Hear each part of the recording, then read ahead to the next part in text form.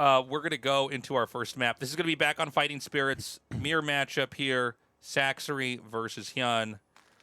We've got SACSRI down here in the bottom right as a StarCraft 1 Zerg.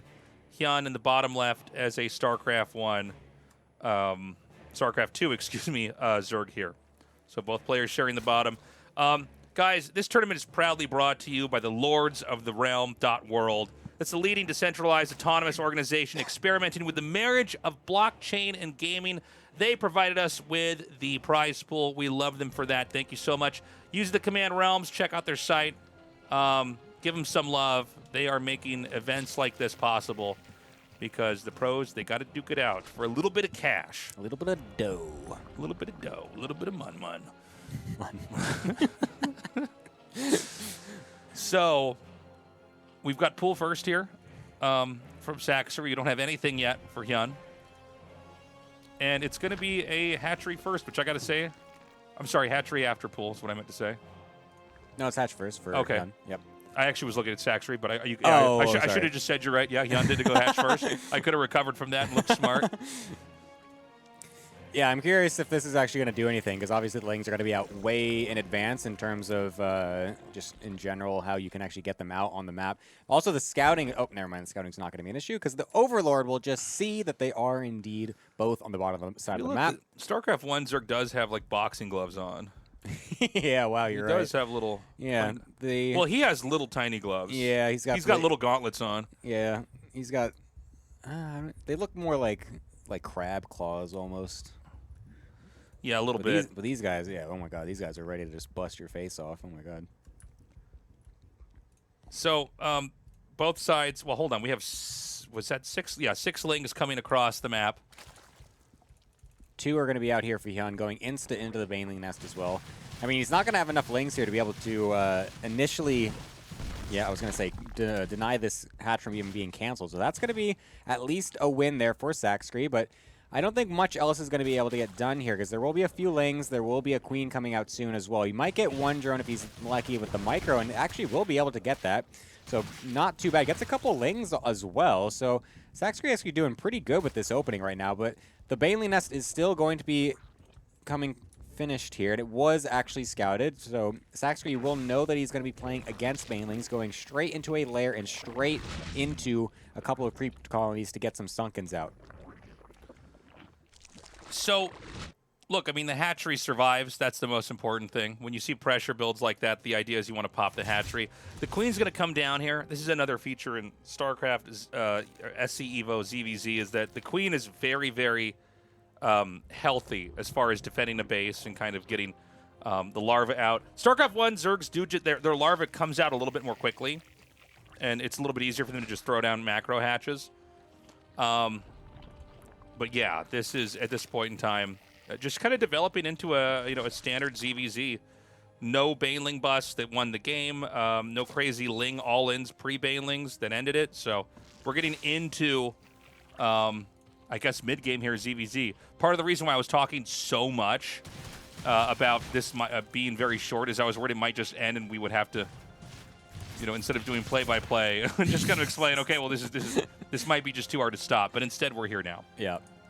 The Banelings are going to be used defensively at this point to make sure that the hatch can actually stay alive, which is great for SACSRI because they're not actually doing anything on the other side of the map. So that's going to just allow him to go straight into a Spire. Of course, it will get scouted because the other thing about Brood War Zerg is that you have no anti-air, essentially, in ZVZ because you're not going Hydras. You're not going to just make a random Spore to kill off an Overlord. So the Overlord will be able to see absolutely everything that's happening. We'll know exactly when all this is coming online. But the problem for HyuN is that you're just going to have a bunch of just queens and spores to be able to deal with this. And is this a situation where, even though it gets scouted, is it just too hard to actually defend a giant snowballing ball of mutas? That is going to be the question. I don't know. Which one's better? Is a StarCraft 1 Mutalisk better than a StarCraft 2 Mutalisk? I'm actually not sure. I mean, most of the power of a Brood War Mutalisk comes from the micro, isn't it? And you can't do that in this? That's correct. Well, hold on a sec. We are going to have a big Baneling bust. Okay, hold on. All right. Well, it's delayed. Yeah, he was going to do it, maybe, but then he was like, okay, I'll just do it anyway later on. Sure, why not? So the spacing of the Sunks is going to be big. You can use Sunks to target the Banes. True. Now, I don't know if that's what we're going to have here from SACSRI, but... Well, they come rolling on in. We'll be able to get on top of these sunken colonies, and we'll just kill them off pretty easily. There are a couple more shots getting hit with the last one there. The Banelings coming in. Not too much yet. Oh, my God. Took forever to get that actual hit off, but 6 drones will get killed off. I don't feel like that's enough because there wasn't a big swell of lings coming up after that either. And so now the mutas are here. There's not very many just yet, but any other Baneling attacks will allow the mutas will then be able to target them off on the actual attack. So this is looking pretty decent for SACSRI, I feel like. Yeah, I got to say a pretty good hold. The mutas can now go for the overlords. I think if you watch a lot of StarCraft 1, you'd be thinking, why don't you go for the main? Why don't you kill the drones? Well, there's queens there. There's an organic anti-air always there. And so he does kill off the overlords. That's going to darken the map up. That makes it a lot harder to really know what's going on. There's also a Ling counterattack in the natural, or moving through the natural now up into the main. Oh, this is big. This is very, very big. We did not make a lot of extra Lings after those initial ones died as SACSRI, so that's actually going to mean Spire getting taken out here, and possibly even the Lair. If these mutas can't get back in time, they're actually kind of slow compared to StarCraft 2 mutas, it feels like. And so this is going to get really close, but I think he just got back in time. We'll be able to save this just barely with about 300 hit points left. That would have been an absolute disaster if that got picked off. That's one of those moments I really didn't know. Like, can these mutas get back here in time? Yeah. You're right, they do feel a little bit slower, at least compared to StarCraft 2 mutas. But I think that's probably the actual speed they move at in StarCraft 1. They've done a pretty good job in the modding of this to kind of keep it true to the unit itself. Yeah, it's true.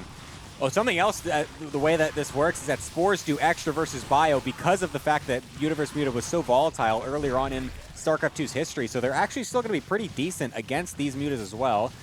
I mean, there's just not much else on the ground, though, to actually fight them besides the Spores, because the Queens are now getting a bit picked off here.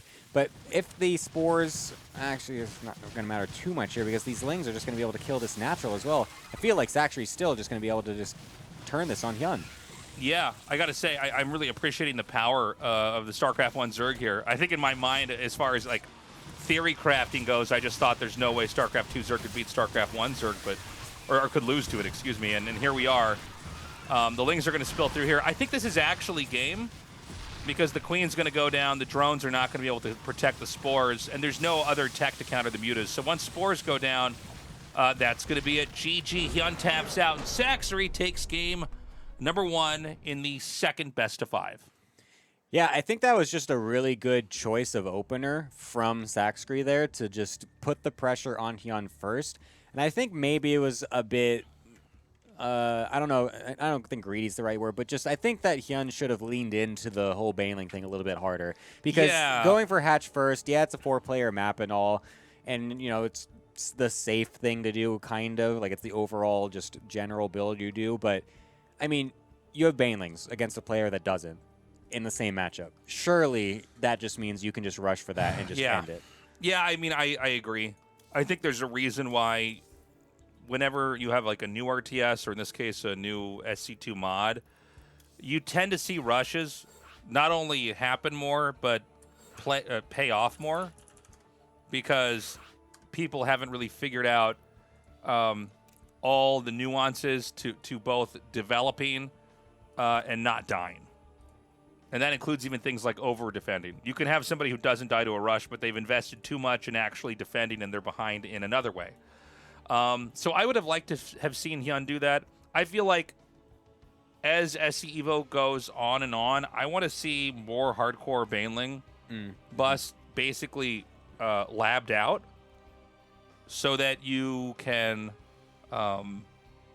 really know the ins and outs of ZVZ in that matchup. Yeah, you know, just so we can really explore just how broken that unit is in all of StarCraft's universe. Or maybe it's not as good as we think. I mean, that's another thing. A lot of times, and I've been guilty of this too, is I see it's a patch or a new expansion come out or a mod, and I will assume, along with a lot of people, that this means X when it really means Y. Yeah. So it's why, as I've been casting for longer and longer, like in StarCraft 2, when there's a patch, I tend to not focus on it too much when I'm casting, just because let's actually let the game pan out, and then Right. maybe we can talk about it afterwards. But interesting to see that ZVZ, StarCraft 1 Zerg wins.